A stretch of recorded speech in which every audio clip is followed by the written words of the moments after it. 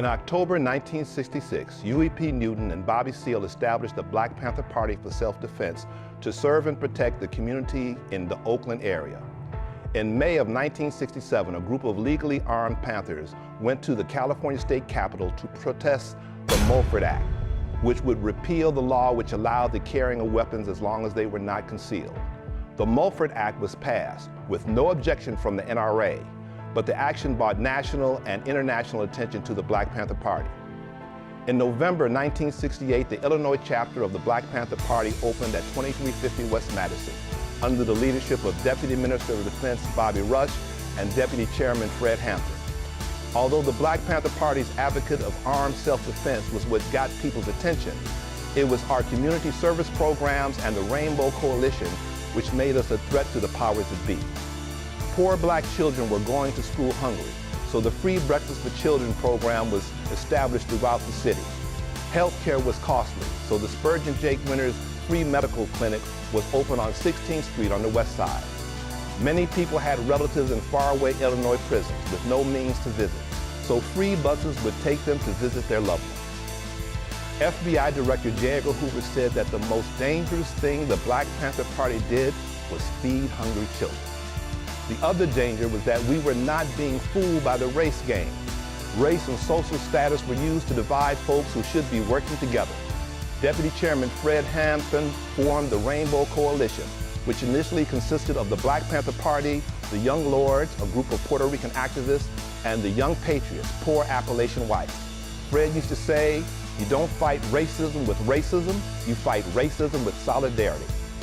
December 4th, 1969, Fred Hampton and Mark Clark were assassinated by the Chicago police under the direction of the FBI. In the days and weeks following, the leadership and membership of the party was targeted, as well as Black Panther Party supporters. We would find out later that this was all coordinated via the FBI's COINTELPRO, counterintelligence program. It was their intention to destroy the Black Panther Party. Fred also said, you can kill a freedom fighter, but you can't kill freedom fighters. Although the Black Panther Party ceased to exist, those of us who were members continued to struggle. All power to the people. My name is Michael D. McCarty, and I was a member of the Illinois chapter of the Black Panther Party. For a time, I was an education lieutenant, and I was on the education cadre. We taught the political education classes. What we have here today are some other former members, and we're going to share our experiences. We're going to talk about the party, what the party meant to us, and what we're doing with our lives now, because we continue the struggle. I'm going to start with Willie. My name is Willie Calvin, and I was the captain of defense for the Chicago area. My name is Wanda Ross, and I helped to implement the Breakfast for Children's program. My name is Samuel Latson. I was a field lieutenant, South Side in the suburban area of Chicago. My name is Henry Nesbitt. I'm from East St. Louis in the Southern Illinois branch of the Black Panther Party, and I was in the I was head of distribution. My name is Diana Nesbitt, and I was a volunteer for volunteer community worker at the Spurgeon Jake Winters clinic. At the Spurgeon Jake Winters clinic. I was a volunteer worker there. Outstanding. So what we're going to be doing is we're going to talk about the things that drew us to the party, our encounters with Fred, memorable experiences in the party, and most importantly, where that took us in our lives and what we're doing now. Because it's been my observation, because I'm one of those people, I keep up with folks, even though sometimes I don't remember what they look like. Everybody is doing something. Everybody has remained active, whatever challenges we've gone through in our lives. So, Wanda, let's start with you. Why not? Yeah. Why join the party? Yeah, what was it that brought you to the party? I have to say that I think it was a perfect storm that was going on within society, period. I was at Circle at the time, and which is, what is that, University of Illinois. And there was somebody running for, somebody from the Communist Party that was running for governor. There was so many movements going on at this perfect storm. The whole climate is, what are you doing? How are we gonna save the world? You got the anti-war folks. You had SDS.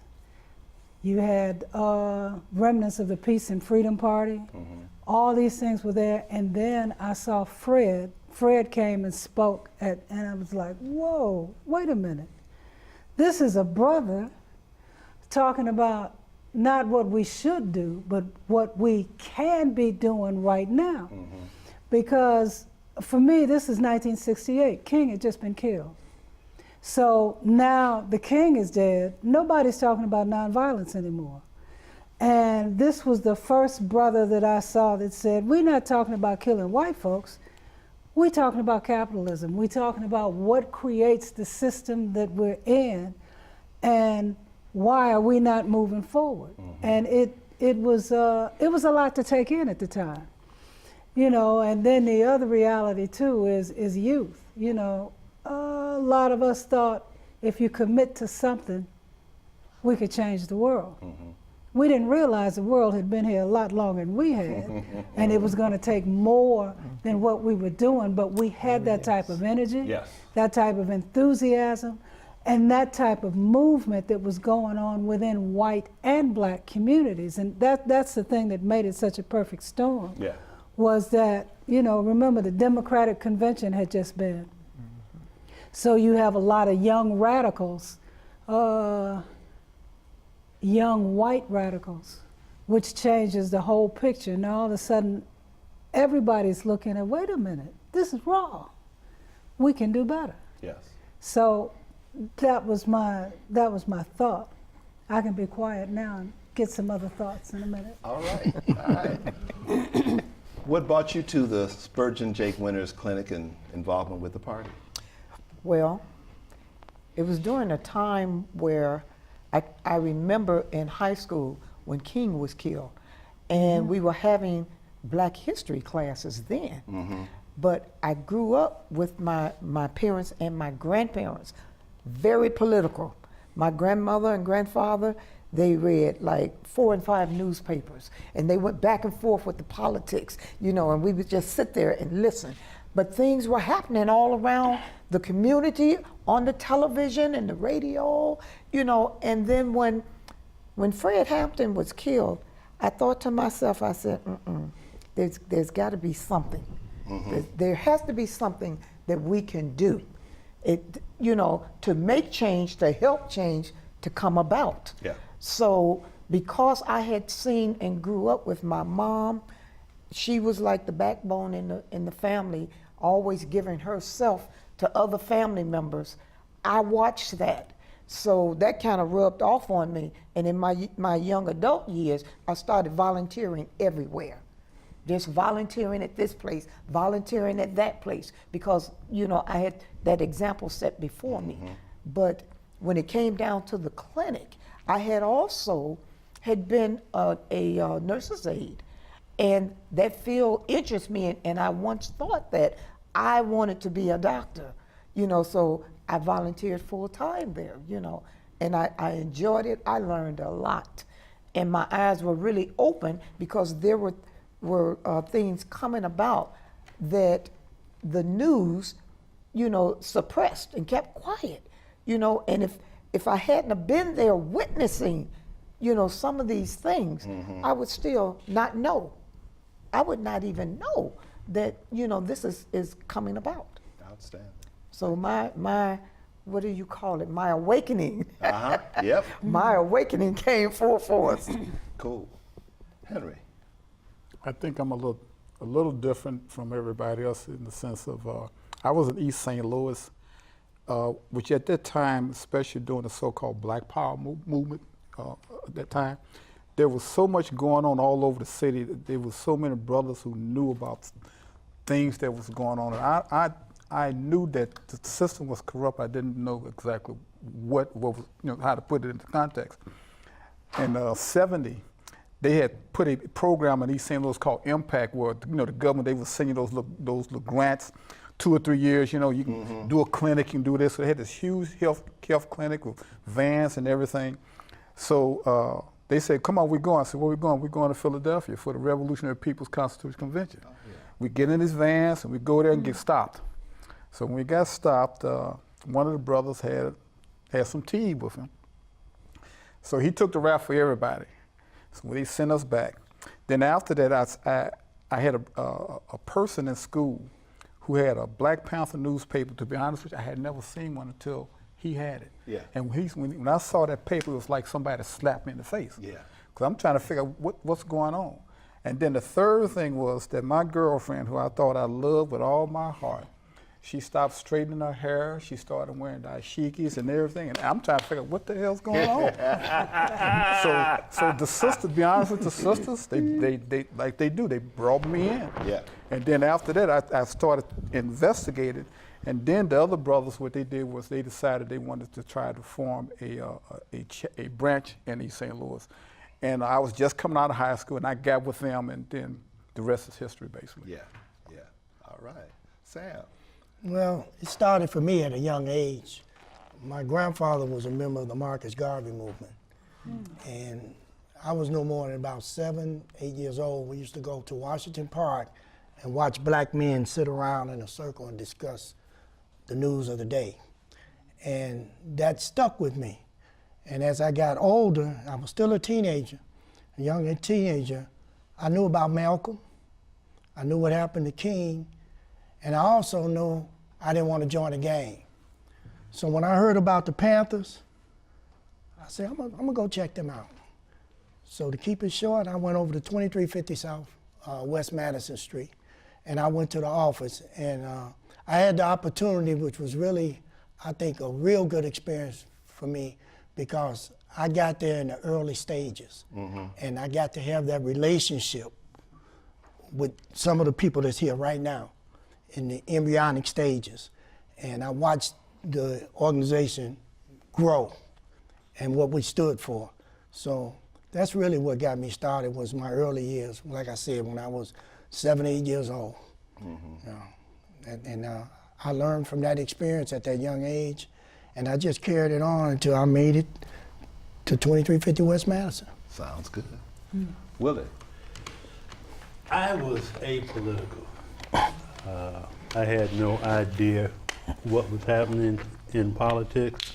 What happened for me was, at 17, I left the city in high school, and I joined the Army.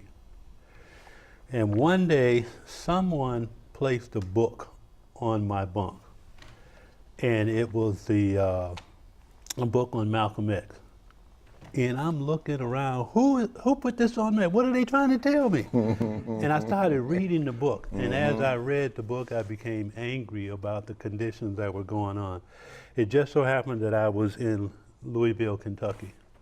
At that time, they were persecuting Muhammad Ali for not joining the military. And so I started looking at that.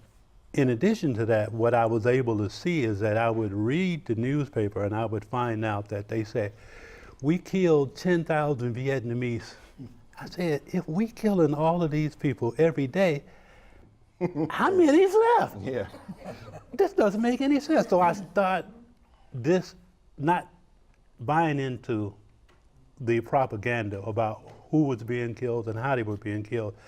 And what I was able to see was that the Vietnamese that were in Louisville were being treated better than we were, and we were in the military. And so as my information grew, my knowledge grew, and I started taking a different view. And so I started looking a little bit more into what was happening and then why it was happening.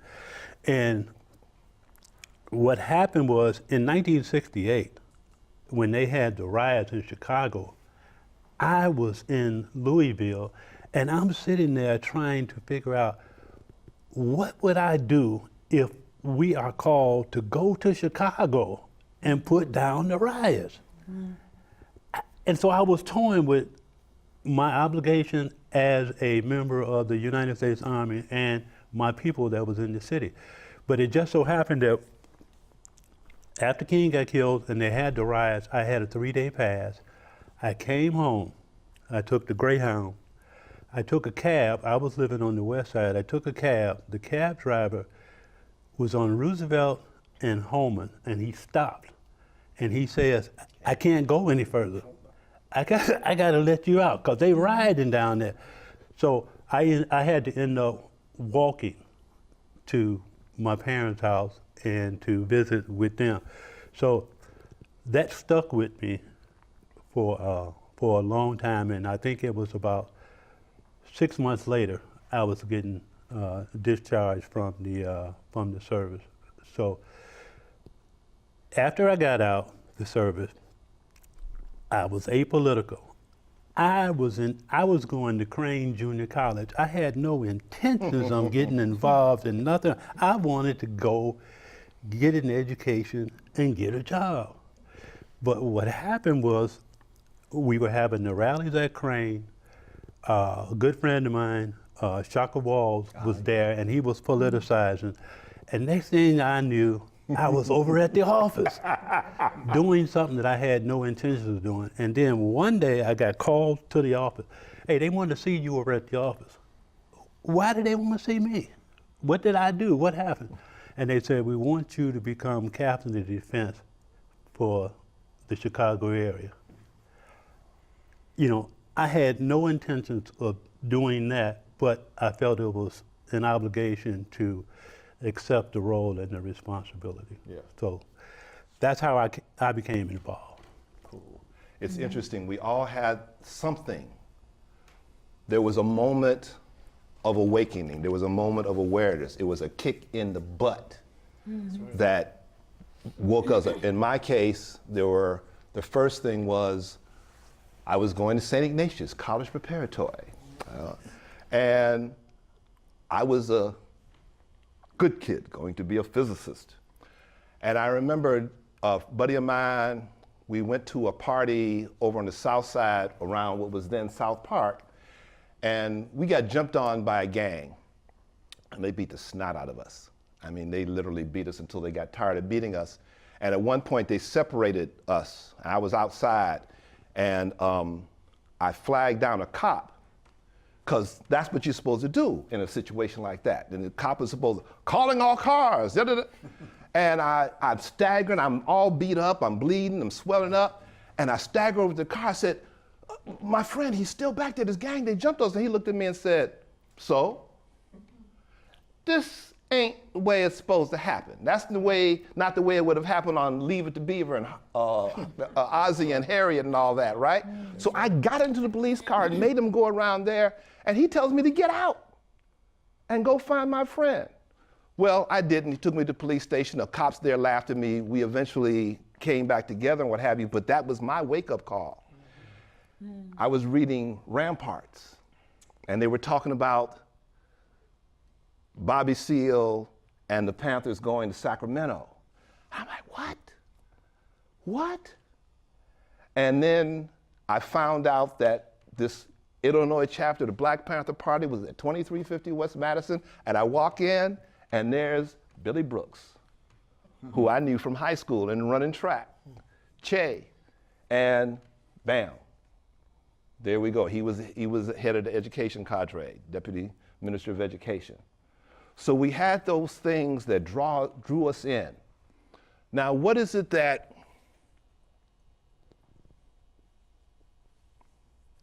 the encounter with Fred, because we all probably had those encounters with Fred, but the encounter, if not with Fred, with someone that solidified your decision to be in a party. Wanda, let's start with you.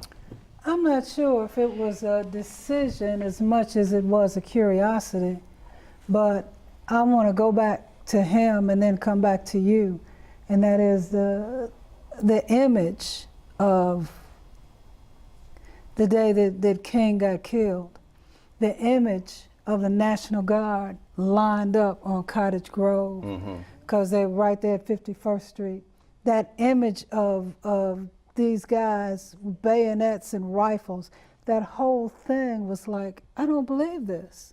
You know, this is a reality that suddenly we're not a community anymore. It's kind of like we're a country that's been invaded. And, you know, these folks are here to keep us in check.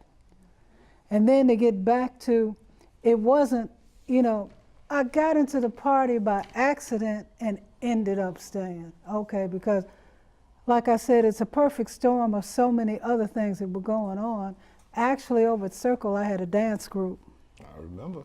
Right, and I heard Fred speak, but there was somebody else in the clique that I was rolling with that they had talked to Fred, and Fred was wondering if we could do a series of shows with him so that they could do more colleges and perhaps, you know, charge a fee. It's like, okay, we're gonna have a black show. I'm gonna speak, you're gonna dance, you know, blah, blah, blah, blah, blah. So I ended up coming to the office to check out what are the Panthers. And the first thing I saw was teach. Ah, yeah. Okay.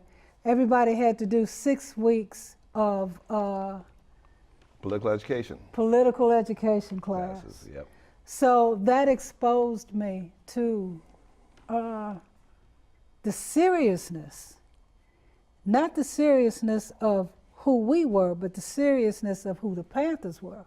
It's kind of like, damn, I got to take notes, I got to listen, I got, you know, they're talking about Marxist Leninism, and it's kind of like, you know, I didn't even know how to spell it. But it drew me to the respect level that these people are really serious. You know, having to learn about not only that it can be better, but how to make it better.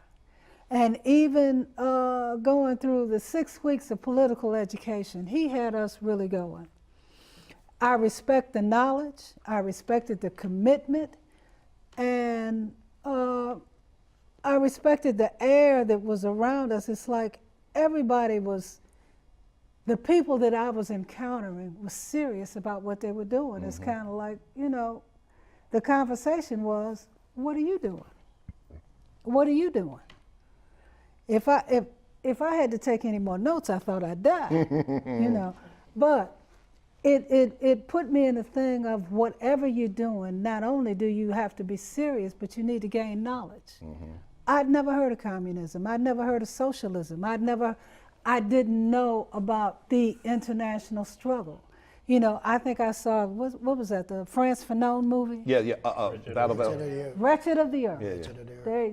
No, Battle of that's the Algiers. book. Battle of Algiers. That's the book, Wretched of the Earth and the Battle of Algiers. Yeah. And it's kind of like, you know, you mean to say that white folks have colonized the world? you know, you look in Africa, you look in France, you look at the world, and here we are, gaining the information. What does it take? What does it take in order for us not only to do better, but to be better? And I think that piqued me more. Fred, as a speaker, was charismatic, but the real thing about Fred, to me, was he always made you think. It's like, damn, I got to look that word up. I don't even know what that is. He made you think about where you were and where you could be. And, you know, I don't know how else to put it, but like I said, that image of the National Guard standing there with rifles really, really pushed me to a whole different level. It's like, wait a minute. wait a minute, this is, I live around the corner. These people are dealing with it like this is a war territory, and I'm not safe. Yeah. So, it's that plus Fred, plus Marx, plus the wretched of the earth. Yes. Yes. Franz Fanon. Sam. Yeah. Like I said earlier, being in the beginning stages, when I came there, it was a small group of people. And I didn't come there with any illusions or anything. I just came there to check it out and see how these people were going to react towards me. And when I came there, it was like, hey, brother, you want to join the party? Yes, I wanted to join the party. And after I got through those stages, then I would go out with different members, and we'd go out, take pictures, and go to the colleges and whatnot. And the camaraderie is what I really appreciated, because I got to know people that I'm still friends with today. And whatever we've been through over all those years, we're still friends. Yeah. Our outlook is still the same. So that impression stuck with me, along with the fact that, yes, Fred was a very good speaker. He was for real, he was sincere. And what I really liked about him was he was concerned about people. Yeah. He was authentic. And what he spoke, his intention was to back it up. So I like that about him. But I also keep talking about the other people, because in order for it to work, it took people. Yeah. And that small group of people, it was amazing to me to see what we were able to do. I mean, those that were in the beginning, no, it wasn't a lot. But man, it just took off. Yeah. Commitment. Yeah. And no fear. Yeah. No fear. That's true. Yeah. I mean, we wore the tams, we wore the jackets, we were out there. And it didn't even bother us. Yeah. And like I said, that left an impression on me, and it also left an impression on the community when they saw us. Yeah. Yes.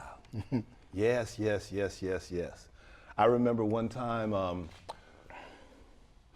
it was about discipline, it was about structure, it was about being about something.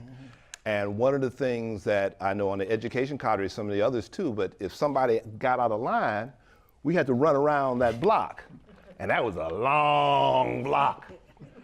And I remember somebody from community saying that they saw us doing this. They saw us doing these working out, but this discipline and structure, and commenting, these people are committed.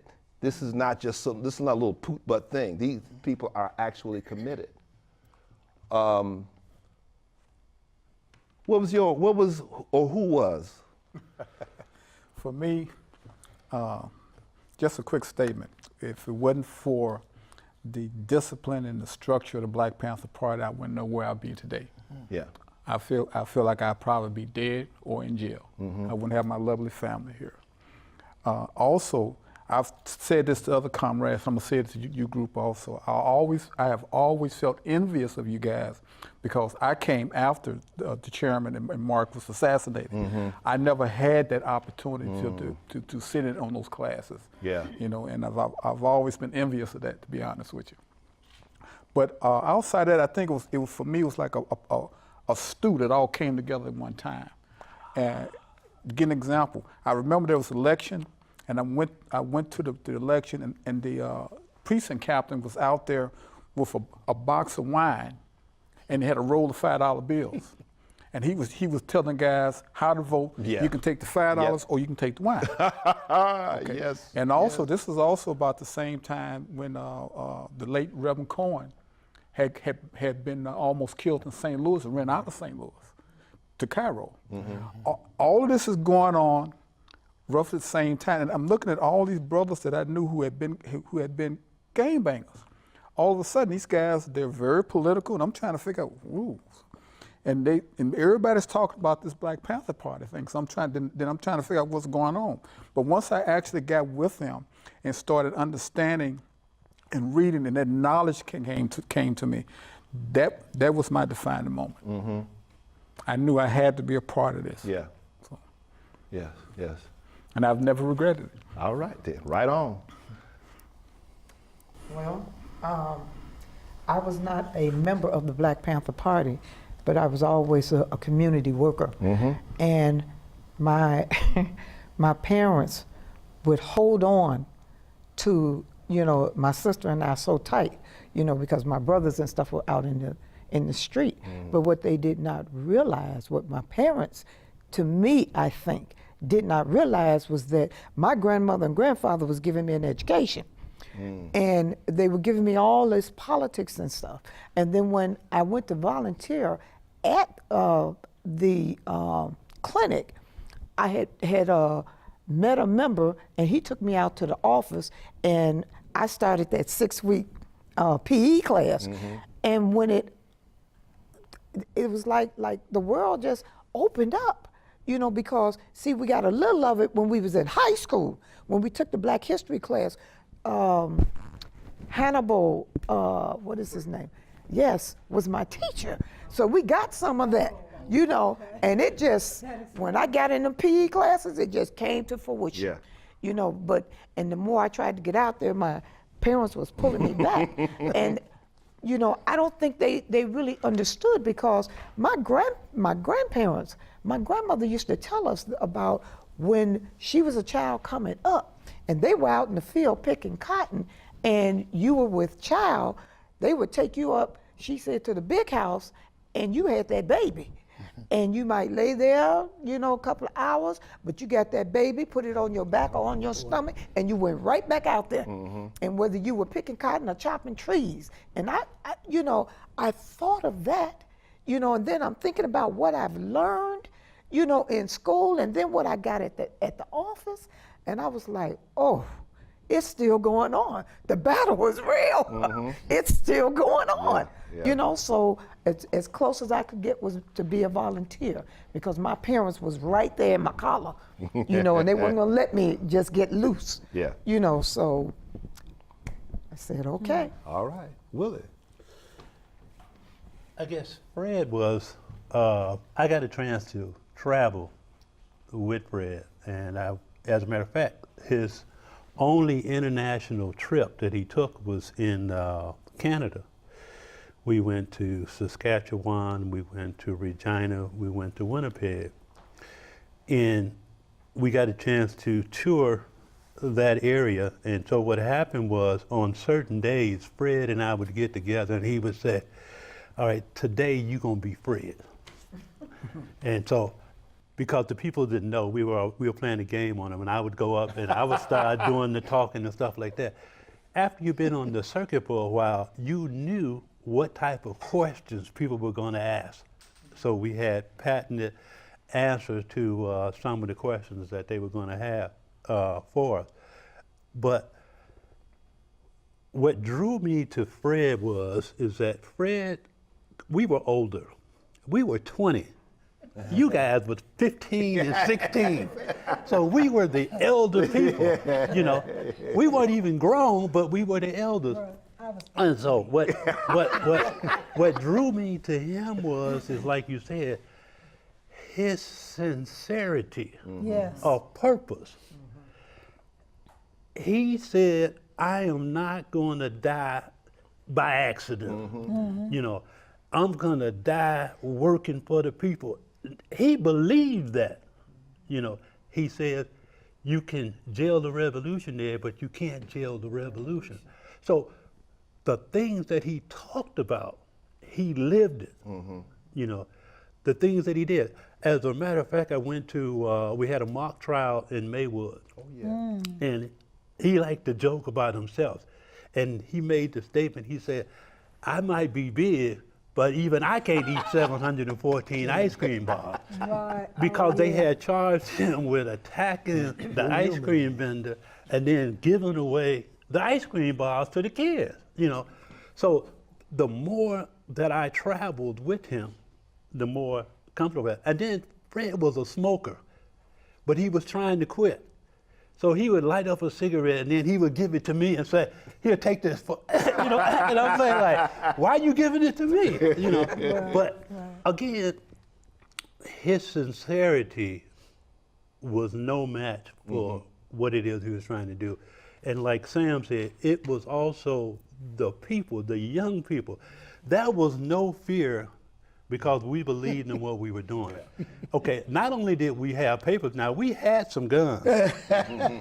And we, at one time, we would have to travel Amen. with our piece. Amen. You couldn't go anywhere without the piece. It just so happened that some of us, other people ended up getting killed, but some of us didn't get stopped while we were in possession of those firearms. But it was the sincerity, the belief in what our people were suffering under that we knew needed to be changed, and we wanted to do something about it. And we put our personal lives on the line in order that we would be able to give back to the people what they had given to us. You know, now during that time, what I liked about it, because I had just gotten out of the service, is that I used to get on the bus, CTA and places like that, and people were talking. I don't know if people ride the public transportation, but people get on the public transportation and nobody talks to each other. You just sit there, read a book, look at yourself, whatever. But back then and there was conversation, there was acknowledging who you are. Some of that is happening now. The majority of the time when I go places, people say, "How you doing? What's going on?" Men open the door, not just for women, but for men. I love that because we are communicating again.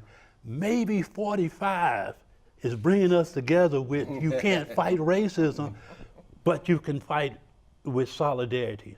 Maybe some of that is occurring right now. Yeah. It's amazing. Fred was, in my observation, such a dynamic leader. And one of the things was that he had so many of the leadership abilities. Sometimes you have a leader who can organize. Sometimes you have a leader who can speak. Sometimes you have a leader who can motivate. Sometimes you have a leader who can strategize. Fred did all of those things. And to me, in my observation, one of the things that I observed about Fred was his ability to put you where you would succeed.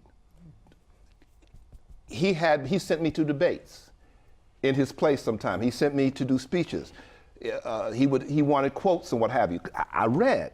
I was ED, all right? And he utilized it at me. I can't remember who it was, but just in the past year, I was talking with somebody who, whatever cadre he was on, Fred said, "You need to be in security." And he had that quality. And a motivator, a speaker. I mean, after one of those rallies, when Fred spoke, oh man, it was, ooh, where you want me to go? What you want me to do? And here's the example that I always use. If Fred said, "I want you to go through that wall," we'd go through the wall and say, "You got another one?" Because he made us believe in us. And that's the power of a leader. Now, I want to touch on something because I'm a literacy advocate, and you alluded to it with, was it the autobiography of Malcolm X that they put on your bunk? And then with Wretched of the Earth. For many of us, for me, autobiography of Malcolm X was one of the books that awakened me in that time. What were some of the books that were influential to you at that particular point in time? Something, be it something that you've already mentioned, but how was it? I think for me it was the Red Book. Oh yeah. Because I love those little quotes. But they were quotes of inspiration. I didn't look at it as being communist or anything like that. And I didn't know that it was going to be a foretell of what was happening today with China. But those little Mao Zedong quotes, it's like, for me, I read the Bible each morning and I get some inspiration for things that I'm going to go out and do. So I would read that I would get some encouragement, then I would go out in the community and start, doing my work. Okay. Another book, it was called Democratic Socialism, that somebody gave me, and I read that because it was taken in England where it was okay to have democratic socialism. So I was reading some of those things to get an idea of what it was. Also, what I was reading too was John Hope Franklin and Oscar Hamlin, because John Hope Franklin was talking about the period from 1865 and beyond. Oscar Hamlin was talking about the same period, but there were vast different opinions about it. I'm like, how can Hamlin have this and John Hope has got this over here? So I was reading information, trying to get an idea of who was saying what, why were they saying it, and what was the purpose, So those are some of the things that I would read. And of course, the Emery's cartoons in the papers. Yeah. And his quotes, I would look forward to every week looking at that information and figuring out what we need to do and how we needed to do it, And I think one of the ones, and now people probably chime in on it, it was about the pig. What was the saying about, it wasn't just off the pig, but it was he was a foul, depraved predator who was trying to capitalize, on the people. So that was one that I. Yeah, he defined the definition of. Yeah. He defined, right. Sam. Well, I like to read about W.B. Du Bois, Booker T. Washington, and that time period that took place, the Harlem Renaissance. I would read about that. And then the Wretched of the Earth was really a big book to me, because I didn't really have an understanding of colonization and how people can exploit other people. And I didn't have an understanding about Africa and what transpired in Africa. When you think about Africa, Africa is one continent. And all these different languages. And then the people couldn't communicate anymore with the different languages that they had, because the Europeans came in. The French, they're speaking French, they're speaking Portuguese, they're speaking English, all these different languages. And I was able to understand and get an idea of how you can divide people. Yeah. And then I took it and applied it to what's going on in my neighborhood. How people move out the community. And they don't want to go back anymore. They're separate. They don't feel like they have to deal with the community anymore. And then the people that are living in the community, police brutality, poverty, and the education, basically none. People do not have anything to look forward to. So going back to the party, that stuck in my mind, what the party was trying to do with the 10-point program, as far as reinstituting what the priorities should be in the black community, So, but the biggest thing was colonization, learning about what colonization is. Yeah. It's the biggest thing. For me, it was a little bit different. My family didn't do a lot of reading, to be honest with you, but I like to read. I read The Rise and Fall of the Third Reich, and when I read that book, I could see the similarities in America right off the bat. And the next thing I read was that Black Panther newspaper that got hit across the head with. And when I read that paper, I'm looking back at this Third Reich book, I'm saying, whoa. And then I read a couple more papers. That's when I went into the book list. I read after that. That book list. Yeah, Malcolm X, Wretched of the Earth, like you said, and some other things. And then just, I said, the dominoes started falling. Everything was starting to line up, and I got that understanding after that. So, and I just continue to read, not as much as I should or like to, but the gate was open for me after that. Well, I had when it came down to reading, I was a little bit slow, but when I started going to the PE classes and they had a little book list, and I was like, oh, okay. So I would check off one, here and there, and I found it to be very, very interesting and instrumental. But it made me go back, and I picked up a history book that we had in high school, and I started comparing these books because I'm like, who's writing this stuff? Yes. And it really woke me up, and I've read books. What is it? Before the Mayflower with Carter G. Woodson, and Marcus Garvey movement, and and I'm like, okay, so there is a mass difference who get to tell the story. And I was like, oh yeah, okay. Yes. So I've got to learn, Yeah. And those PE classes, I mean, it really just stimulated your juices to get you to learn and read because you wanted to know more. Yes. And everything just kept going back to my grandparents and how they were talking to politics and what was going on and who was doing what. And they were talking about corruption, but I couldn't recognize it as corruption, okay, in the system, and I was like, oh, okay. So, yeah, All right. yeah, that list.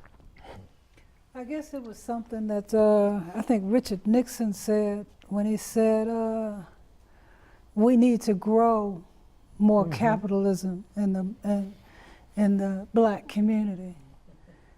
And it really made me, go back, when you start talking about, the house niggas, the field niggas, the things that pit people against each other.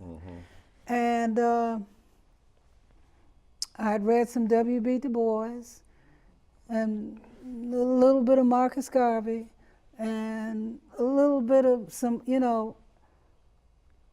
the history of struggle still deals with the personalities of people. Because the thing about Wretched of the Earth, they were talking about the oppressed and how they latch out at each other because of the situation that they're in. And a lot of times, you talk about the crab in the barrel, but it's kind of like, when there's no money, there's a lack of community because they're not looking at themselves as if we did this together, we would have a community. And the rest of it, they were talking about the psychological things of how poor people turn in on each other so that the master race, the master party, or whatever it be, can always keep you divided.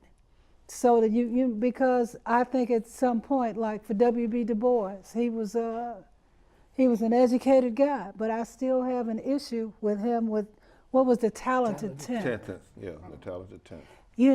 And I think he was really pissed when Marcus Garvey hit the nerves of just regular black folks saying, come on, let's go do this. And Marcus, so you got W.E.B. Du Bois saying, well, I've got all this education, I've got all this information, how come you're not following me? But what I see that happening over and over again, a lot of times, the way that, and it's something that the party brought out in forcing the issue of us reading and doing research and seeing not only what are the issues of black people under a lot of white folks were just predators. And then what is the issue that we have created within ourselves that we're not looking at each other.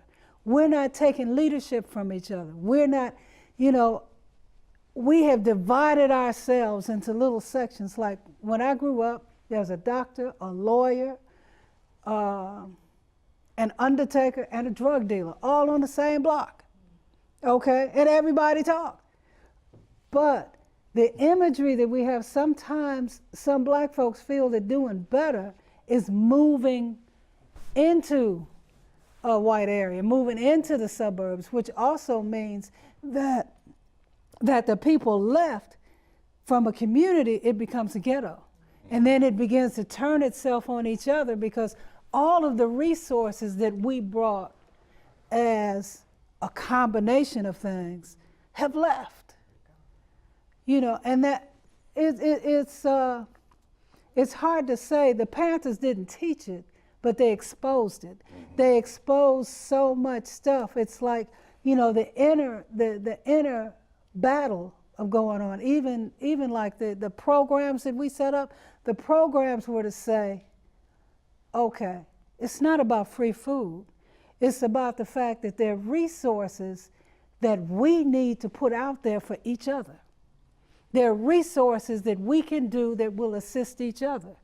You know, the health clinic, what was that? The first time that anybody ever addressed sickle cell. Yeah. Okay, but all we're talking about is making resources available and not charging people for it. So, you know, there's so many things that it part of it is Fred, but part of it is the whole atmosphere of how can you improve the quality of life? What do you do in taking steps to improve the quality of life for those around you that don't understand why they are, where they are, what they are, and what they can do to change it?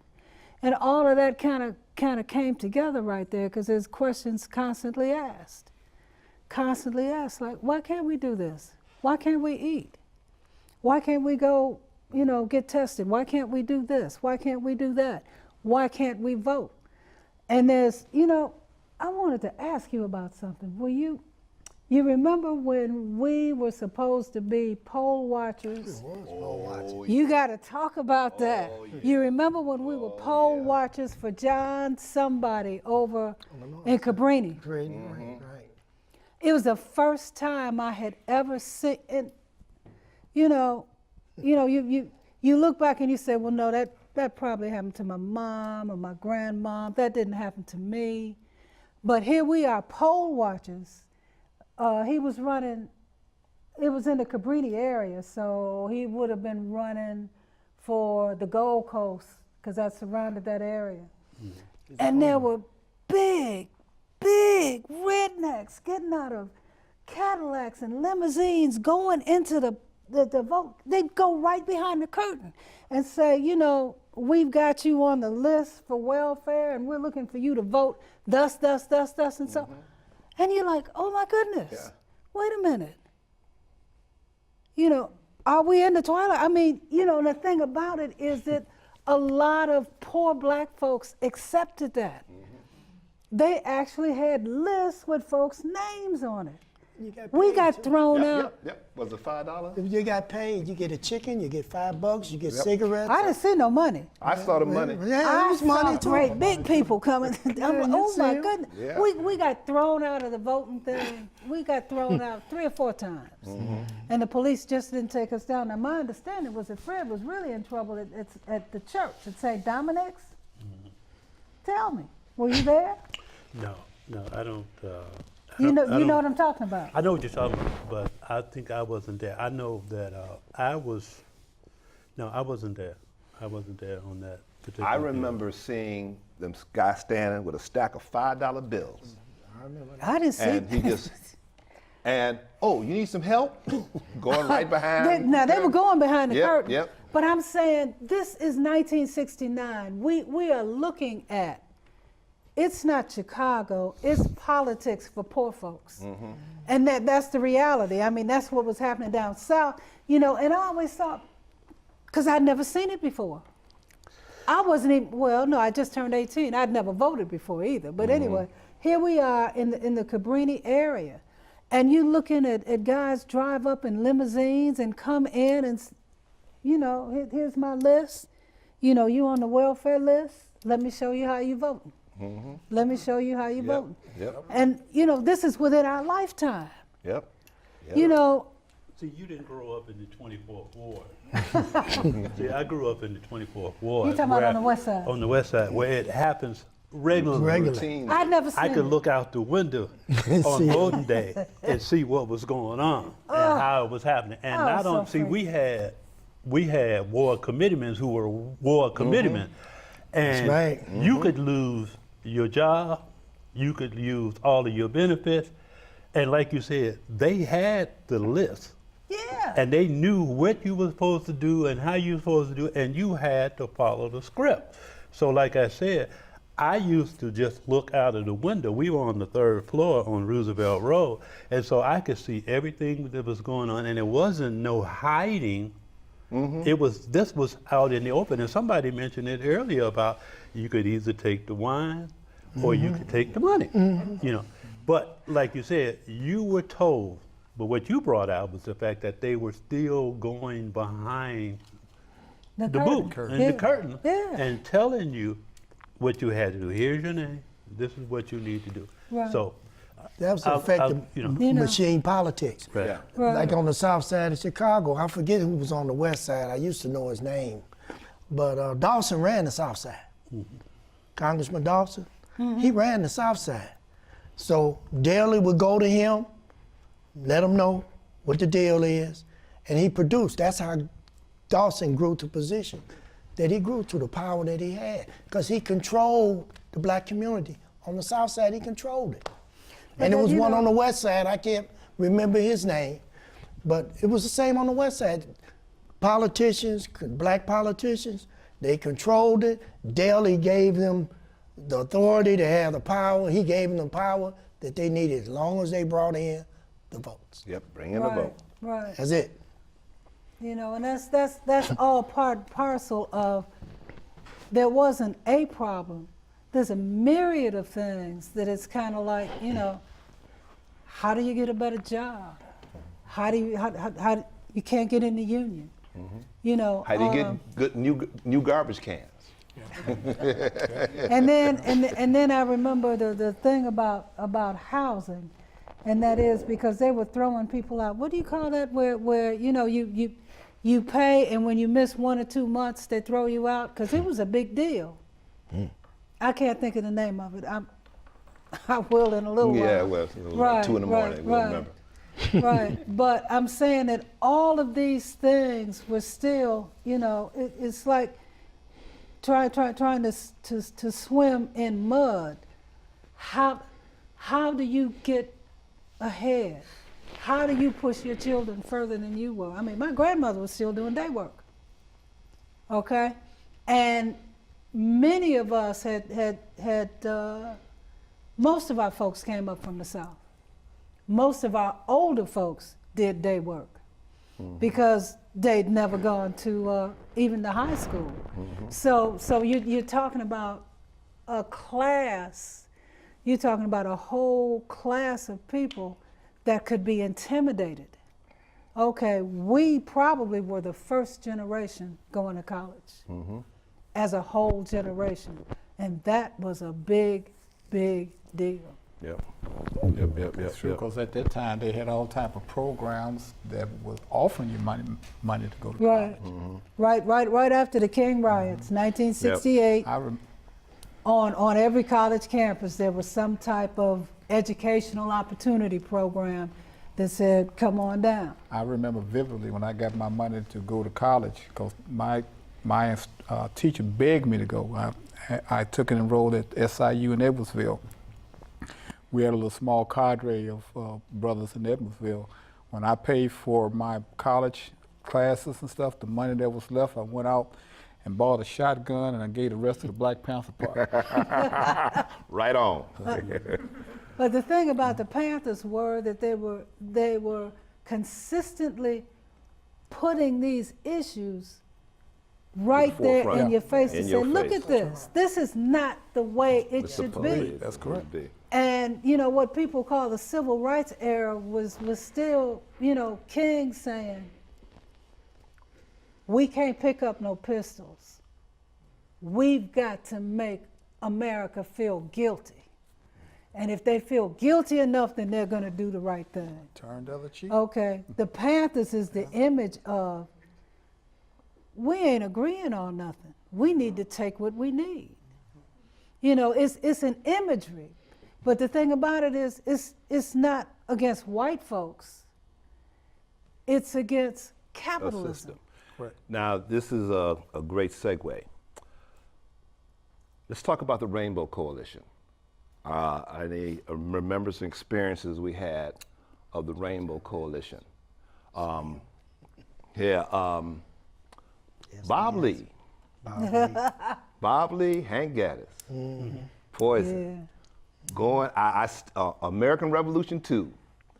I love that scene when he's given his presentation. For those of you who don't know, this was was it Uptown?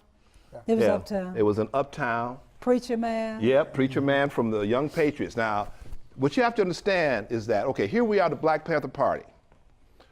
And the Young Patriots were these poor Appalachian whites. Their group, they had black berets with little Confederate flags on them. Yep. Okay? And I remember saying, say what? And Bob Lee is in front of this group at Fred's behest, talking to them about why we should be working. See American Revolution 2, it's on YouTube, all right? Here's the scene. And there's the scene, and there's my description of the scene. The scene is something else, my description is much better, okay? He's talking about why we should be working together. So you all have substandard housing, so do we. You all got roaches and rats, and so do we. You know, you're struggling, the police are kicking your butts, they're kicking our butts. We should be working together. And at the end, what's his name? Michael, the director, Michael. He's interviewing this older white guy and said, well, what do you think about what they said about working together? Like I said, the movie is different. I like mine better. Mike Gray. Mike Gray. He says, well, what do you think about working together with them Panthers? And he says, well, them Black Panthers gonna support us. I guess we should support them Black Panthers. And that image, I still remember at the rallies, the Young Lords, the Black Panther Party, and the Young Patriots. So if you have any thoughts, images, or memories of any of those experiences, please, let's hear some. Cap? One of mine is that we were in the park. I think it was Grant Park, and you referenced Hank Gaddis. The good thing is that Hank was black, but he knew how to speak Spanish. And so Hank got up there and he was able to communicate with the Latinos in their own native language. And that gave us some real credibility. It really brought it out for us. But like you were saying, whenever we would hold our get-together sessions, we discussed and talked about what united us, what we had in common, and we found out that we had more in common than we had in difference. And so we were able to forge that relationship. And in your monologue that you talked about, what J. Edgar Hoover had said was that it was the feeding the children and the solidarity, because we didn't buy into it. That is one of the reasons why Fred had to be killed, is because we did not buy into the lie. But again, like I said, those meetings and the get-together that we would have, because we would go to the north side and we would hold meetings at their facilities, and then they would come and have meetings at our facilities. And so that made a world of difference. But that's what I remember, is that we would get together and talked about why it was imperative that we be united and not being divided. Yeah. Sam? Well, I really didn't get that involved with the North Side because I basically was on the south side and in the suburbs. But the few times I did come down to the office, I would see Cha-Cha, I would see Slim, and the office atmosphere. Yeah. Everybody was getting along, you know, no problem. So when I come to the office and I seen them, I said, man, these poor white folks. These are young lords. You know, I said, it's really coming together. You know, they're able to get along with each other. They got a purpose. And then what really tripped me out was SDS and the role that they played. So you just see things really coming together, you know, and that's what impressed me most about that. I saw the solidarity, Yeah. you know, because like I said, sometimes I'd go weeks, couple of weeks sometimes, I wouldn't even make it down to the office because we had other offices. But I would see what was going on and transpiring down there, and I really appreciate it. You know, I really had an appreciation for that. And let me just say one thing, I'm talking about solidarity, because I dealt with it a lot with the gangs. And the funny thing was, I had cousins that was in the Blackstone Rangers. And then I had friends that were in the Gardens, Pinky's family, brothers, Blackstone Rangers. And the thing was that we would talk, and they got an understanding of what we were about, and they were running these particular areas, like in the Gardens, and my cousin was on 67th Street. And hey, I would talk to them and say, no problem. You can sell your papers, do whatever you want to do. You know, as far as their part of the game was concerned, we wouldn't have any problems, you know. So that was another form of solidarity to me personally, because they gave the okay not to bother us. Yeah. You know, and we sold newspapers in the Gardens and stuff, and we organized and had an office out there. You know, but it was just showing me that if we could get through to the gangs, which that's another thing they didn't want us to do. Yeah. If we could get through to them, then that would be another feather in our cap. Wanda, I'd like you, if you would. I remember a few years ago at one of my birthday parties, you told us a story about going to this meeting to get some support for the breakfast program with these very rich folks. And Clement Stone. yeah. Right, I went to Clement Stone Foundation. Well, actually I didn't talk it over with Fred, but we ended up talking about it. I needed to create a corporation for the breakfast program so that the donations that I was trying to solicit could be tax-free. So, I mean, I just picked up the phone book. I called everybody.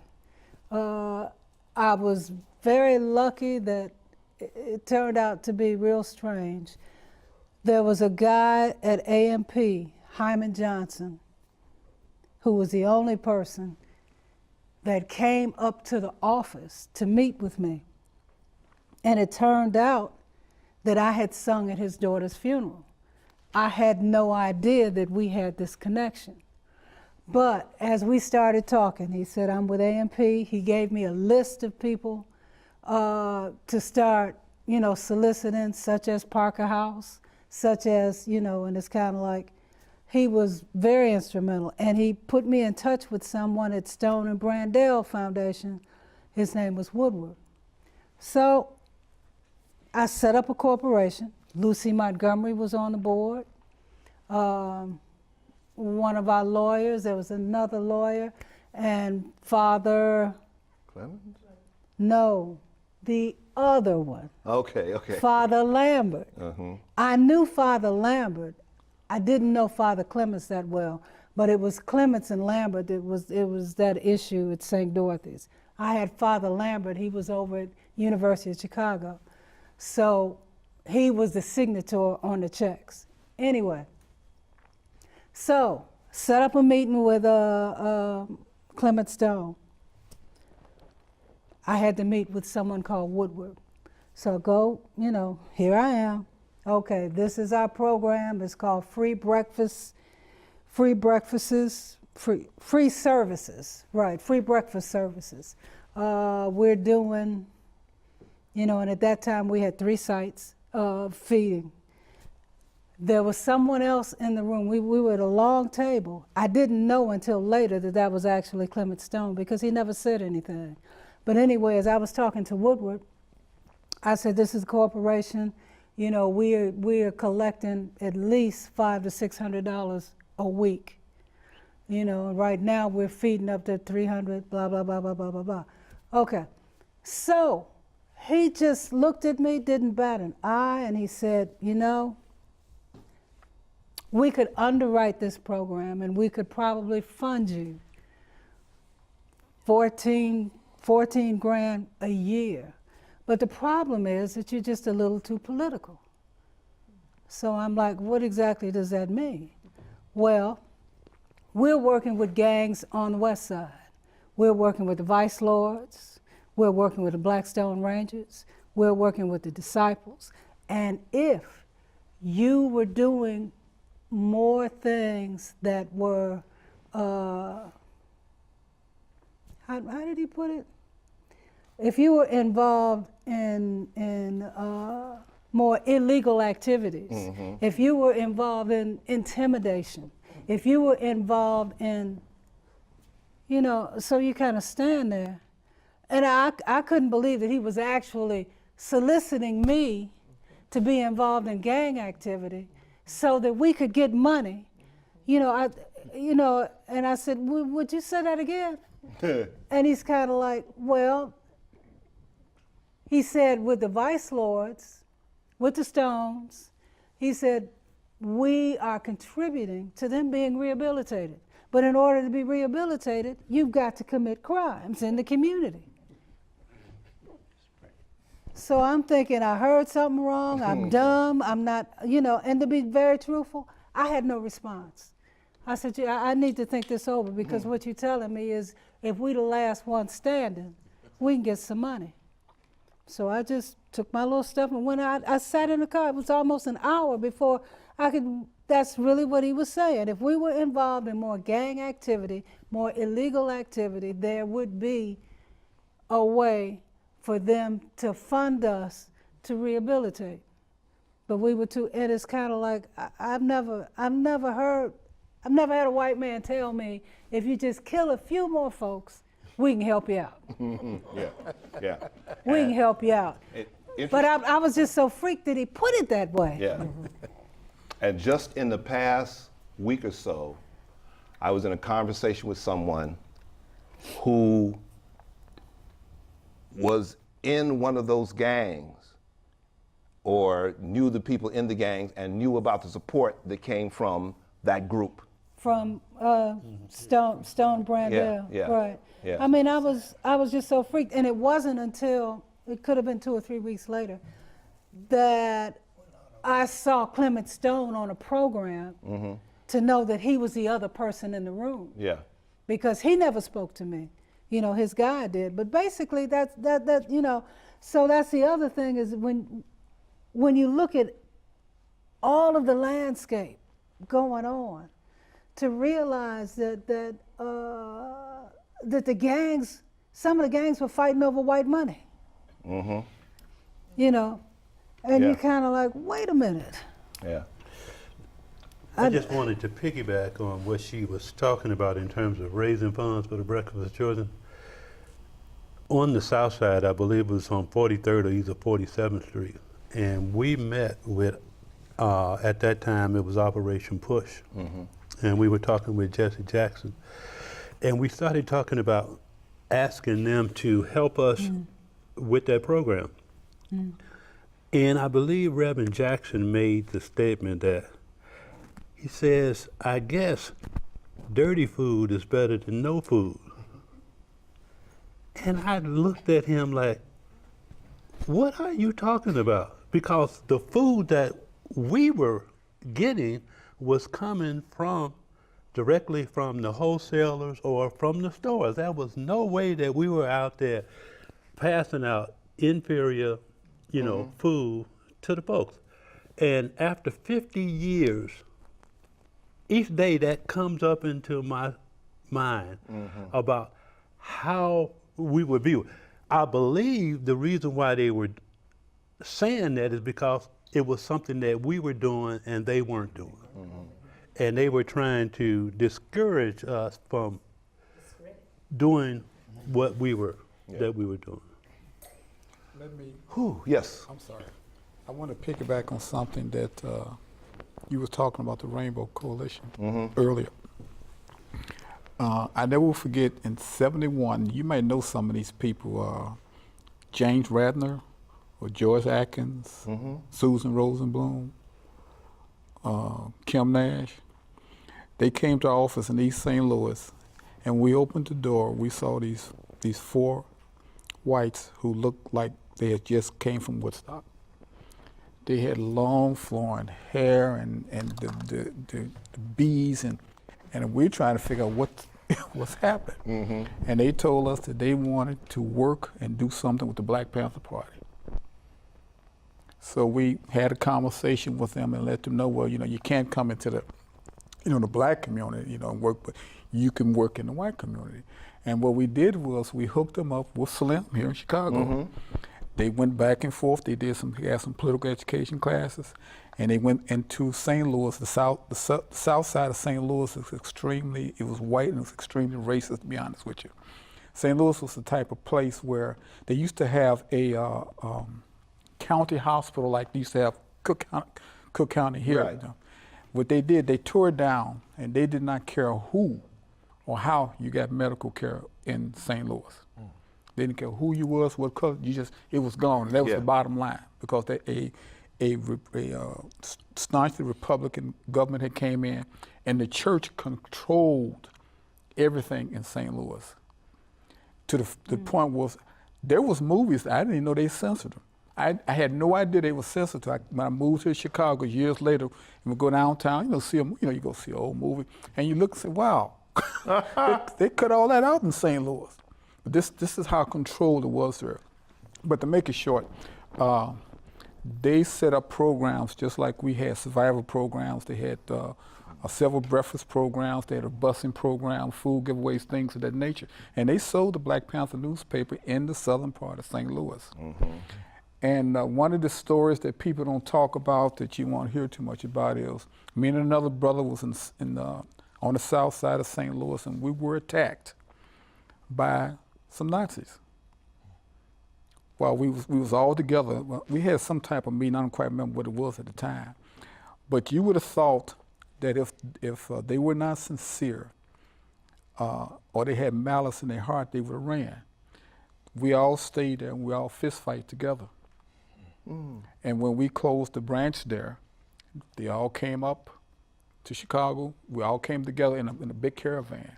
And they moved up on the north side and got with Slim and Helen Schill and them. They started the Intercommunal Survival Committee, which existed even after the party here in Chicago had been closed. Yeah, amazing. It's amazing. It's amazing. Wanda, you got something else? Is that you got that look? You got that. But before, I want to just touch on one thing.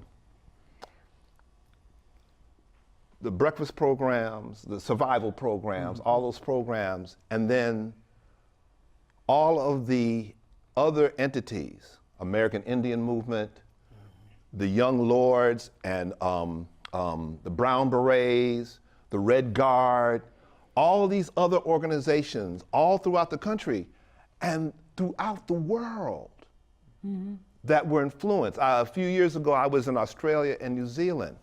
And whenever I go someplace, I look up and read about the indigenous cultures. And I read how the Maori and Aborigines in their freedom movements were inspired by the Black Panther Party. One of my storytelling friends out in LA, Baba the Storyteller, spent a lot of time in South America in a lot of different countries doing storytelling. And wherever he went, he would look for the indigenous people and then the Black populations in these different cultures. And I can't remember which particular, Peru, it was Peru. He was going to Peru. And in advance of his going there, he contacted the Black Peruvian organization there. And one of the things they asked him is, can you bring us, now this is just like 5 years ago, can you bring us information about the Black Panther Party? And it's amazing to see the worldwide influence that the party had. And still has. So I want to do this, and then we'll go around to getting some questions from our audience. And it can be a two-part question. The second part is, what are you doing now? And what's the connection? What's the connection? What are you doing now, and what's the connection with the party in terms of how we continue to struggle? I think organizationally, I don't know if I've ever connected with anything else like the party. Because I came from a Catholic grammar school, Catholic high school, Catholic university. Okay, so that's all to say, you know, that's the world of get a job, pay a mortgage, do, you know, those are the steps that you take with that step. But being in the party taught me that the only way to help people is to help people. Okay, you cannot be separate. You cannot be, you know, you have to commit to people. The unfortunate thing is that over the years, I don't think that we have taken organization as seriously as we should. But it's like, you know, I do some volunteer work with a prison outpost program. We visit prisons in the state of Illinois with a Black History program. But even beyond that, and I teach, there are things that I will not do even if I was on that road, simply because I see that it's detrimental to Black people. And the thing that is detrimental to Black people is how we separate ourselves, how, you know, some things we can blame white folks for, but there's some things, it's our fault. We were not supposed to walk away from our communities and let them become ghettos. We were supposed to stay, reinvest, because a lot of these kids that are out on the corner don't have any guidance. They don't have hope because they didn't see the world. When we grew up, there was a Black guy at the grocery store and a Black guy that owned the shoe shop and the doctor right there and the so-and-so. And I remember when, you know, the guys that used to get high, the doctor would go down there and let them know, y'all keep that stuff down, because my children are playing over there. And that's what kept it a community.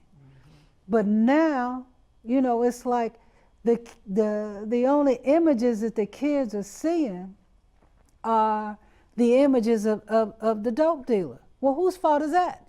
You know, right now, dope is the gross national product of the ghetto. Okay, and that's another perfect storm too, because a lot of these prisons are in towns that their whole economy is based on the prison being there, because these factories are gone. When you look at global economics, it is global. You know, we were in East Moline. Okay, they just closed down the Maytag factory. And we're sitting in a restaurant. They knew that we were going to visit the prison there in East Moline. They want to know, are you going to build another prison? My son needs a job. My daughter needs a job. My wife needs a job. My dad needs a job. So you've got the prison facilities replacing what would have been a manufacturing base that is now global. Okay, so you know, when we look at crime, if it ain't no money, somebody's gonna knock somebody in the head. And for all of the black folks that could do better, they left.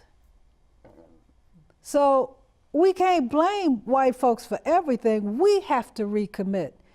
We have to be the mentors. We have to be the people that tutor and teach and tutor and teach. Because you got kids coming out of school. I don't know why high school is not. It's only the beginning. You need to go to college, you need to go to grad school, you need to know what you're gonna do with your life, and we've got too many kids that are not looking in that fashion. And we are the only ones that can change them. We're not supposed to be afraid of our kids, but some of it is our fault. You know, so that to me, and I mean, I'm committed to doing what I can do, but there are times that I have fear. I'm looking out my window and I see a little guy walking down the street shooting off an automatic pistol just to let folks know I can do this anytime I feel like it. But no one will save them until we take the responsibility for them. Got to do it ourselves. We've got to do it. I mean, you know, so, you know, being in the Panthers has made me commit to doing what I can do. But I'm frustrated by not being able to be a part of something that's committed to doing more. Yeah. I'm frustrated by that. But at the same time, there's a lot of hope out there, but there's a lot of poverty out there. And right now, poverty is pushing everything simply, like I said, you know, from a manufacturing base, now we are becoming a service base. Yes, indeed. Diana. Well, I think that as far as furthering, my thing I like to do now, I volunteer with the children, and I try to teach those little minds.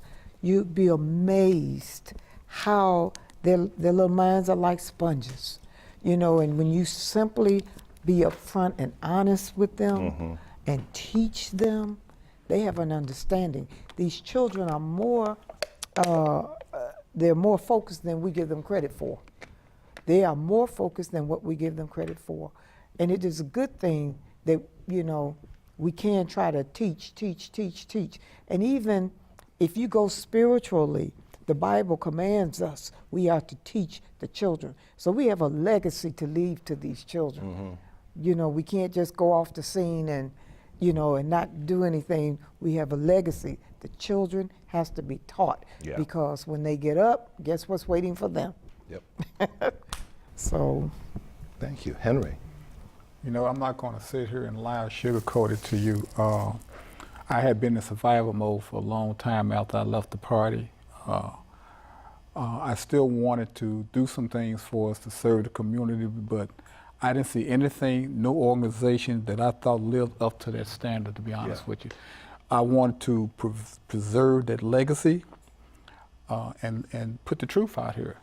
Because what I found is after I left the party, when I say survival mode, I could not get a job.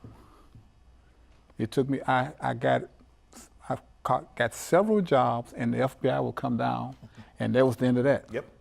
So basically, and she can attest to this, I had a job on the Fulton Market now where everybody goes to with the restaurants and stuff.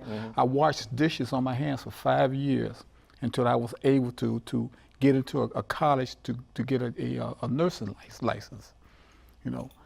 But we have to keep pushing that legacy. My biggest thing now is I try to take care of my grandkids when I get a chance to contribute something I do, and just try to support the 50th anniversary of the Black Panther Party and the assassination of Mark and Fred. And to me, that's probably one of the biggest contributions that I could give, Right because I've been blessed. We all say that we come from or been on the shoulders of giants. I feel that with you comrades out here, I have walked with giants, you know, and to me that is a true blessing. Amen. Right on. Sam. You know, funny thing about today to me is knowledge is power. That's correct. But our people, they don't want knowledge. You know, when I say they don't want knowledge, they don't seek after it. I understand the system is responsible for a lot of things that happen to our young people today because they don't have the parents, dysfunctional households, and all this is going on. But you need to have an understanding of what's taking place around you. You get to a certain age, I can use myself, you get to a certain age, I know times are different, but you want to make a change in your life. You know, you got to seek it out for yourself. Nobody's going to give it to you. And what I see today, like I'm a Christian now, okay? And I believe in values, I believe in morals. And I even believed in them before I became a Christian. No morals, no values. They've torn our structure that we used to rely on, it's been torn apart. So these young people today, even in the church or out of the church, they're caught up in what's going on around them in society, and everything is good, it's okay. I got my shoes, my gym shoes. I got my Nikes, I got a car, I got this. It's materialism. So there's no need to look back to help someone else. So what I try to do is what I was doing when I was in the party, meet people's needs. I go to the prisons, I talk to young people that are in jail and they're 14 years old. I just seen a young man, how long you gonna be here? 2020. 14 years old, 2020, you know?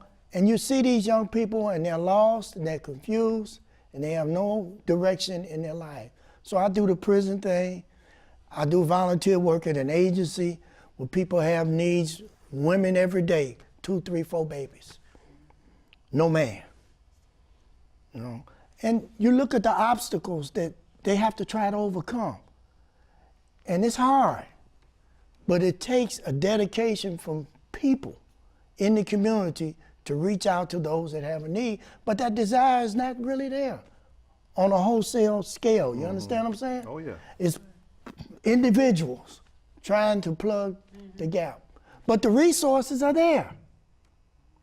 But I just want to say this and I'm done. When the Panthers first came on the scene, the middle-class blacks were in fear of us. The politicians, they didn't want to be bothered with us because we were a threat to the establishment, to what they had acquired. Yeah. You understand? It took Fred's death for them to reach the point where they were ready to embrace the Black Panther Party. Today, it's the same thing with the middle-class community, with blacks. They got their house, their kids going to a halfway decent school. It's no need for them to extend themselves, to try to reach out to those that have the least. So you just do your part, do what you can do. But on a whole scale, a massive scale, I don't see it. I really don't see it. A sense of commitment Right, in right. order to do something. You know, and that's part of what made the civil rights movement what it is, because the movement of black folks coming from the South, most of the time you went to family or to a church, you know, and the church was an entity. We resented it, but it don't matter, it was there. Another problem now in talking about a lot of the churches now, the folks that are part of the church are the folks that used to be in the community that live in the suburbs now. They go to church and then they go back home and there's nobody right there in the middle of it saying, okay, Right. let's do this. Let's do that. Yeah. Because there, like I said, there was a time that when you got in trouble, it's the minister that you went to. And because even though we're in urban areas, it all gets to be like a small town. I mean, I can look at a lot of people that I grew up with, you know, on the south side or whatever. You know, you run into people, you keep seeing people. But the churches have lost their sense of commitment because most of the big churches, the folks don't live in the neighborhood.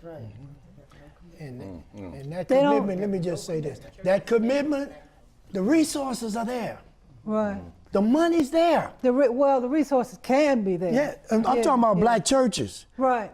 A lot of these Right. black churches got a lot of money. Because it's something that freaks me out with the thing in New Orleans. The churches got down to New Orleans before the government did. When they decided, we're gonna do something. All of a sudden you look and they done hit the road. To even know that there are that many that can be that effective, that can have that type of impact, and yet we won't save each other in the neighborhood. That's right. But they hit New Orleans, it's like, if I remember right, the stuff hit on Saturday.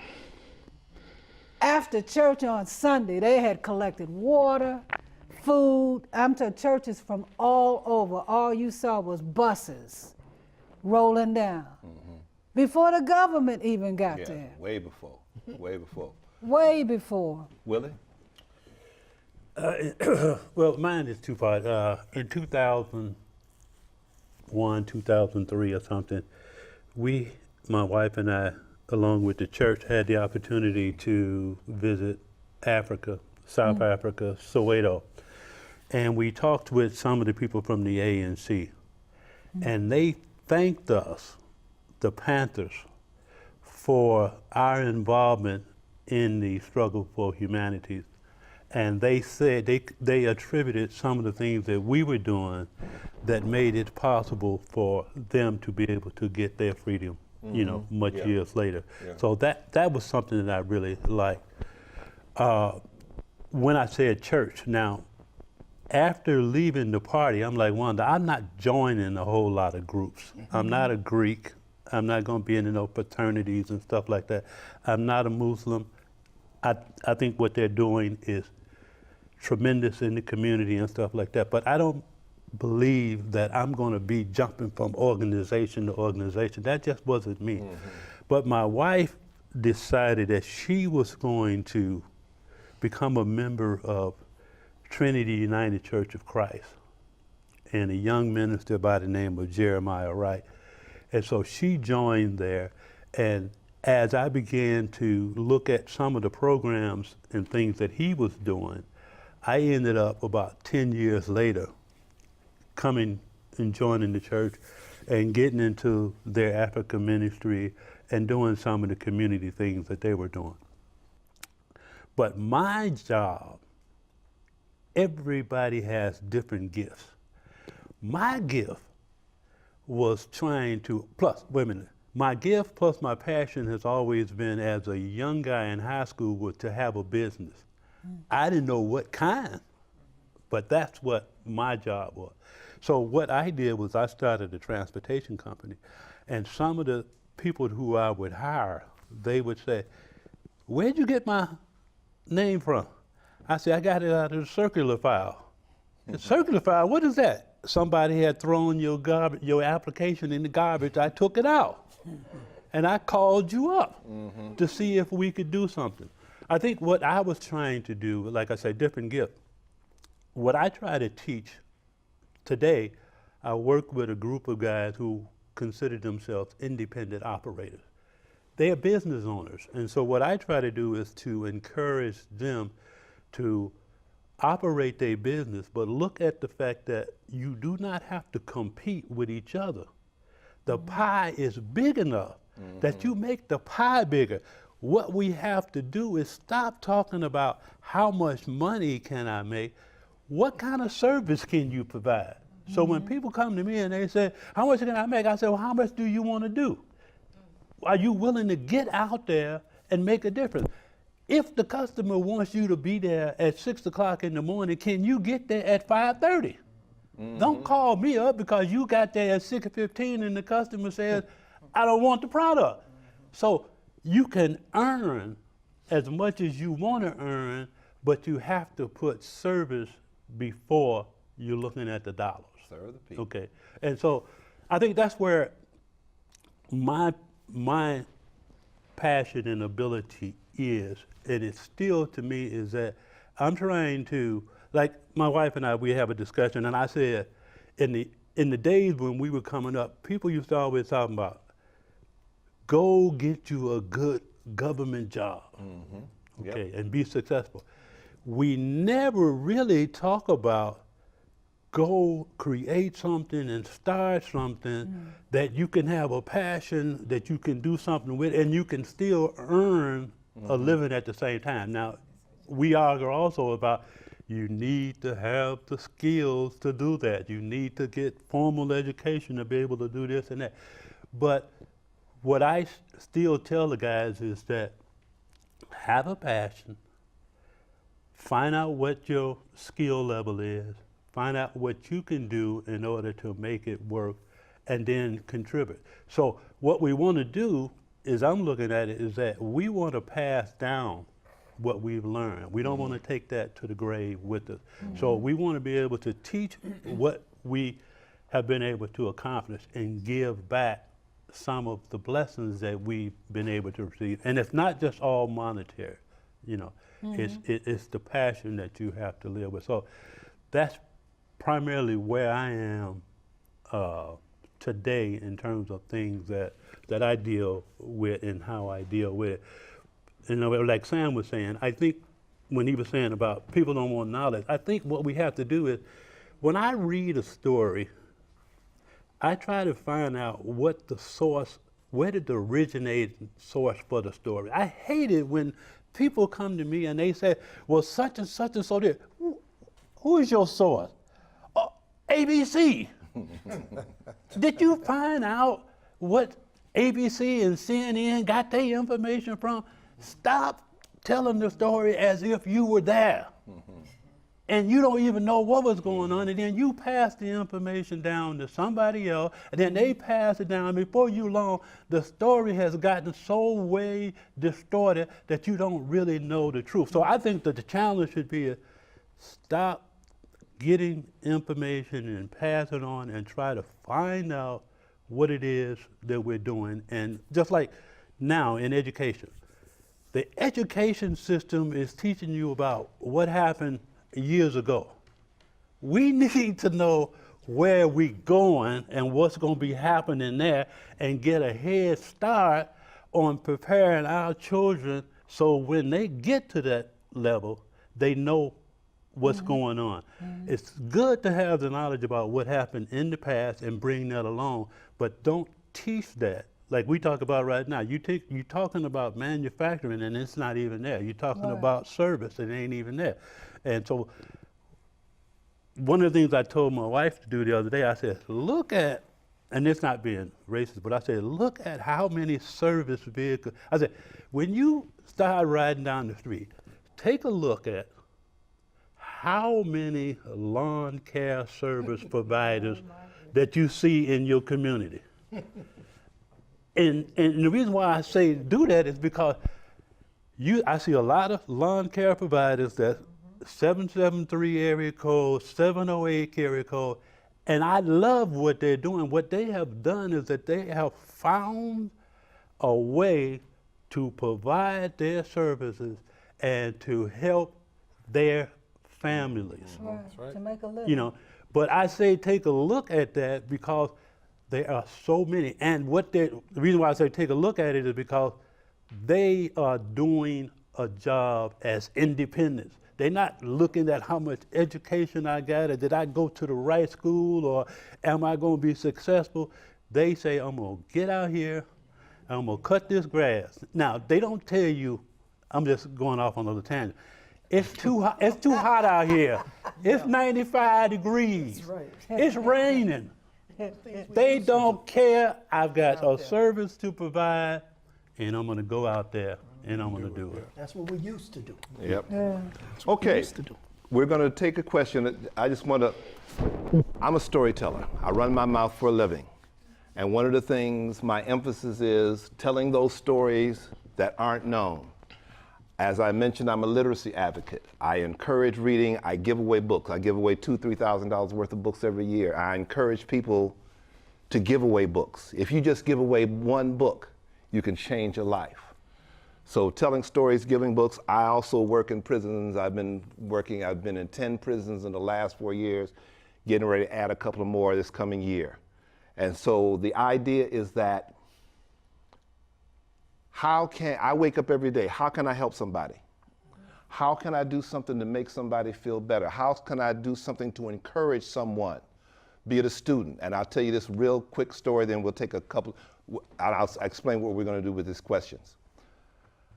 A couple of years ago, one of my neighbors' son came by with his girlfriend and her daughter, who was about 12 or 13, and a boy who was, I think, a cousin, about 10, 11, 12. And I had a whole bunch of books out. I said, help yourself, have some books. And the boy took several books. Earlier this year, I saw him, the son. I said, oh, by the way, whatever happened to that boy? He said, man, I've been meaning to tell you. Since the day he got those books from you, prior to that, he got poor grades in school, he didn't read. He became a reader. Not only is he reading, not only did his grades improve, but now he not only reads, but he writes, he makes his own stories, he's making his own comic books. Give a child a book. So here's what we're gonna do. I'm gonna take 3 questions, and what I want you all to do, if you have a question, by the way, who has a question? 1, 2, so we got 2 questions. What I'm gonna have you do is I'm gonna have you ask the question, just generally, and then we'll deal with the question. So you're just gonna tell you'll say your question, and then you'll throw it to the panel and somebody will talk about it. All right, start with Ariel. Hi, so thank you all so much for your insights and sharing all your stories with us. And I'm curious about, I heard you talking about the lack of solidarity within the Black community right now that you're feeling. But what I hear from the stories I've heard from Michael over the years and all of you is that solidarity beyond the Black community was very important in the Black Panther Party. And the divisions that you're talking about and all the education that you had was about how to colonize by dividing and conquering, right? So what do you all see as the solution?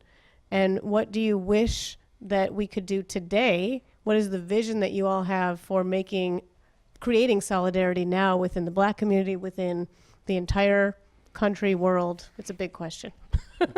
Please answer. Please fix the world. No problem. So as I listen to you guys talk about being poll watchers and all of the things and the money that was changing hands, I am on Facebook a lot, and I have a lot of the newfound revolutionaries who have taken up the metaphorical arms against the system and telling people, you know, the left wing and the right wing are all part of the same bird. Nobody should be voting. We have to work outside the system. And I've always argued the point of, you know, well, all the money that's being spent on trying to buy the Koch brothers and all these people who are trying so hard to suppress votes, all the voter restrictions that are going on as soon as somebody can get a chance to pull away the rights. And what would you tell these newfound revolutionaries who are actually preaching to people that they don't need to go out and vote, and that is not a system that should be supported by us? First and foremost, wannabe revolutionaries. I think the term we used to use was paper taggers. Paper taggers. Okay. Or rally Panthers. Rally Panthers. So, I'm gonna throw just a piece of that. Somebody else can pick up on this. First thing you need to let them know that when we're talking about change, we're talking about a revolutionary process. Voting is a part of that process. that's one of the least things that you can do. And right off the bat, you're shooting yourself in the foot because you want to do what you can do. Ah. Yeah. You know, it's hard to establish that, because I know my son doesn't make it a priority to vote. But yet in my lifetime, in our lifetime here, we have seen people who've never had the opportunity to vote fight for the right to vote. And I think that that is a society disenchantment of not feeling that your voice will be heard. If we knew how to change that, we wouldn't be here. That's right. We'd be talking to millions of people saying, now do this and do that and everything will be okay. It is a process, and it is a process that we all have to not only endure, but try and pull other people into, because I met Obama when he was a state senator, because I worked for a state senator. So, you know, it's kind of like people are not looking at their local government and seeing that you don't know who can rise from this situation.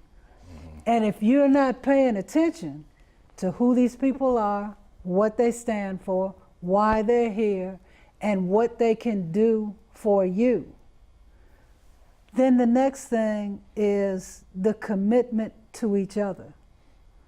You know, that's something that we've not been able to get over that hurdle. Because every time we say that, we get the same question of, well, what did you Panthers do that we need to do? Commitment to each other is saying, I have ethics. Not only do I want to live, but I can't live better if we all are not in a better situation. That's right. So I would start with block clubs first, because most of your homeowners are seniors. And if they don't talk to each other, that's why they're afraid of the kids. Because they're not talking to each other. I just want to address Ariel's, because we're about to end. Social practice is the criterion of truth. That's a quote from the Red Book that I've never forgotten. Certainly is. So regarding how do we go out there? We go out there and we address these things in the community. You talk to these people, you educate people, you tell the stories, you give the books, you share the ideas, you have discussions, you talk about things. In our education classes, we didn't just somebody say da da da, or oh yes, yeah. No. There was argument, there was discussion, but we talked. We talked, we discussed ideas, and then we did stuff. Because the bottom line is not what you talk about, what you gonna do, what you gonna do, what you gonna do, and we be doing. I want to thank everybody here. It's so good for all of us to be together. I want to I do want to think. Every now and then I like to do that. But I want to thank CAN TV for having us here. Rob and Jimmy McVeigh, and just say your name and just say your name. Willie Calvin. Wanda Ross. Sam Latson. Henry Nesbitt. Diana Nesbitt. Michael D. McCarty. Okay, Thank you my all. Have the day divine. And that's the end of that. brother. Okay. Thank you.